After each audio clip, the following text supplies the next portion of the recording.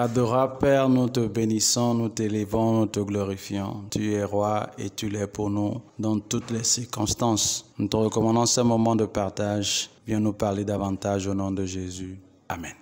Bien-aimés dans le Seigneur, un nouveau jour s'est levé pour toi et pour moi. Que le nom de Dieu soit loué, que son nom soit exalté. Vous avez votre serviteur, le pasteur Selom, est ici. Et je voudrais communiquer avec vous aujourd'hui encore par rapport au mystère de Dieu, aux oracles du Seigneur. Nous allons suivre une exhortation basée sur 2 Rois, chapitre 7, le verset 1 et 2. Et il les a dit, écoutez la parole de l'Éternel. Ainsi parle l'Éternel. Demain à cette heure, on aura une mesure de fleur de farine pour un cycle et 2 mesures d'orge pour un cycle à la porte de Samarie. L'officier sur la main duquel s'appuyait le roi répondit à l'homme de Dieu. Quand l'Éternel ferait des fenêtres au ciel, pareille chose arriverait-elle? Et Élisée dit, tu le verras de tes yeux, mais tu n'en mangeras pas. Que Dieu bénisse sa parole. Je voudrais ce matin nous parler de ce qu'il faut faire en période de crise. Le passage va nous instruire sur 3 choses essentielles à faire en tant qu'enfant de Dieu. La parole de Dieu n'est pas seulement la parole, les textes, des narrations, des récits d'hier, mais c'est plutôt des faits qui se sont passés. Nous devons nous en inspirer pour la vie d'aujourd'hui. Et en cela, nous allons vivre Dieu au quotidien, Dieu au présent. La première chose que toi et moi, nous devons vivre, nous devons faire, nous devons savoir, c'est qu'en période de crise, il faut faire des confessions positives. Il faut déclarer des choses qui vont changer le cours de ta vie. Il faut déclarer des paroles positives et des paroles qui vont appeler à l'existence ce qui n'existe pas. C'est le moment pour toi, bien-aimé, de déclarer, même si les chiffres ne sont pas à notre faveur, même si les résultats, les analyses prononcent des choses sombres, c'est le moment pour toi et pour moi de déclarer que l'Éternel agira en faveur de son peuple et bientôt le confinement finira. Et bientôt les églises vont réouvrir leurs portes. Et bientôt tu vas retourner à l'école. Et bientôt tu vas retourner à l'université. Bientôt tu vas retrouver tes frères et tes sœurs comme d'antan. Même si tu sembles ne pas croire, bien-aimé, les paroles peuvent changer le cours des choses. C'est ce qui s'est passé ici. Personne ne croyait en ce que demain, quand Élisée parlait, le jour suivant, les choses allaient tourner en leur bien. Mais Élisée a dit, demain, à pareil moment, il y aura de l'abondance aux portes de Samarie. Et quand toi tu déclares, ce n'est plus à toi d'agir. Dieu même contrôle la situation. Dieu se charge d'exécuter sa parole. Et toi et moi, Dieu a déposé sa parole sur nos lèvres, dans nos bouches, sur les mamelles des enfants, dans la bouche des enfants qui sont au lait, qui sont à l'aide.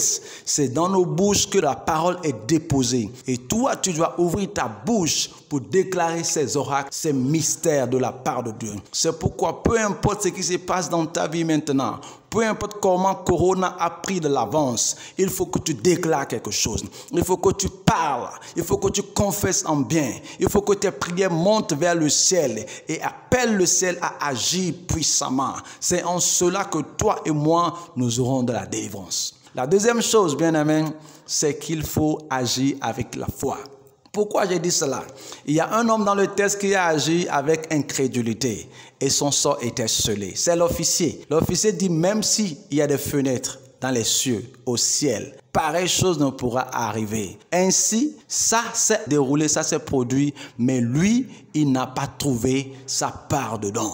Bien-aimé, lorsque nous confessons le bien et que beaucoup de gens ne croient pas en cela, lorsque nous déclarons les choses et beaucoup de gens ne croient pas, lorsqu'on parle du bonheur qui arrive, même si aujourd'hui c'est dur et tu ne crois pas, tu es en train d'inscrire ton nom sur la liste de ceux qui ne vont pas bénéficier de ces avantages-là. Mais tous ceux qui acceptent ces paroles avec foi sont inscrits sur la liste de ceux-là qui vont bénéficier. Bien-aimé, je veux que tu comprennes que ce n'est pas le moment de douter, mais c'est le moment de croire que Dieu qui a agi hier peut encore agir. C'est pourquoi je confesse maintenant que les jours parleront, le grand nombre des années enseignera la sagesse, mais la sagesse divine. S'il te plaît, agis avec foi et que cette foi-là puisse transformer les choses pour que les jours qui viennent parlent en ta faveur.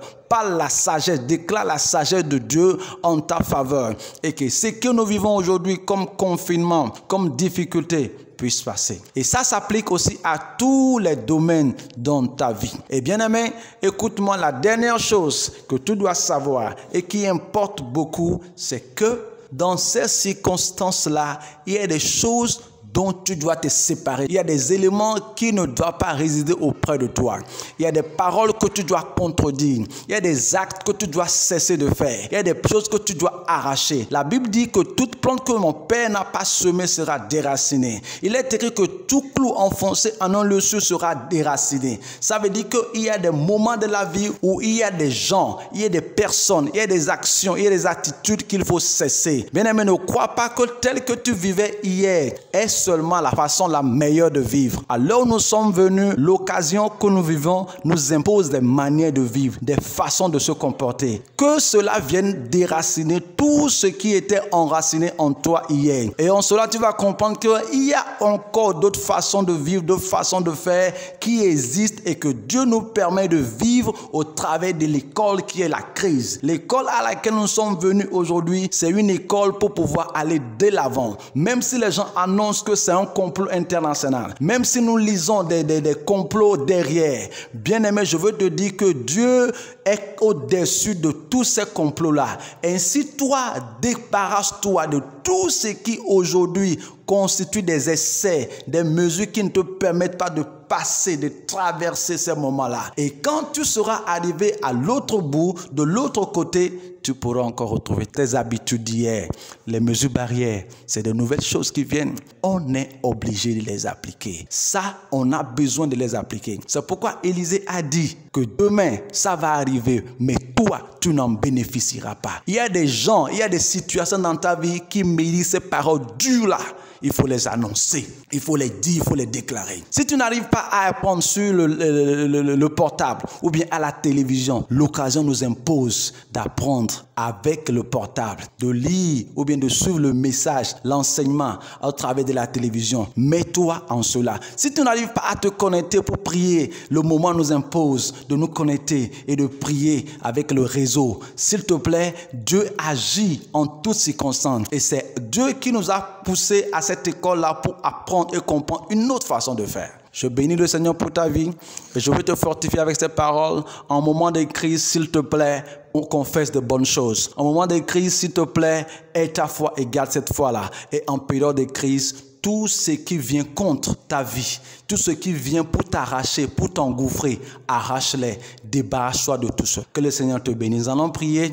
Seigneur, nous te bénissons pour ta fidélité. Nous te bénissons parce que tu es bon, tu es merveilleux. Nous te bénissons parce que ta parole est venue pour nous guérir, pour nous restaurer. Dans ce moment de crise, Seigneur, que ces paroles nous nourrissent davantage et qu'elles nous permettent de connaître de beaux jours. Je déclare sur la vie de tous ceux qui m'écoutent que quand la crise passera et que nous compterons notre effectif, nous allons trouver tous ces gens-là dans le nom de Jésus. Je prie pour celui qui est malade, qui est souffrant maintenant. Je demande que tes mains le touchent, tes mains les guérissent au nom de Jésus. Merci car tu as vaincu cette crise pour nous. Tu as vaincu coronavirus, tu as vaincu Covid-19 et tu as élevé haut encore au tabac. Que quelqu'un confesse et sache que Jésus-Christ est roi. Nous avons prié au nom de Jésus. Amen.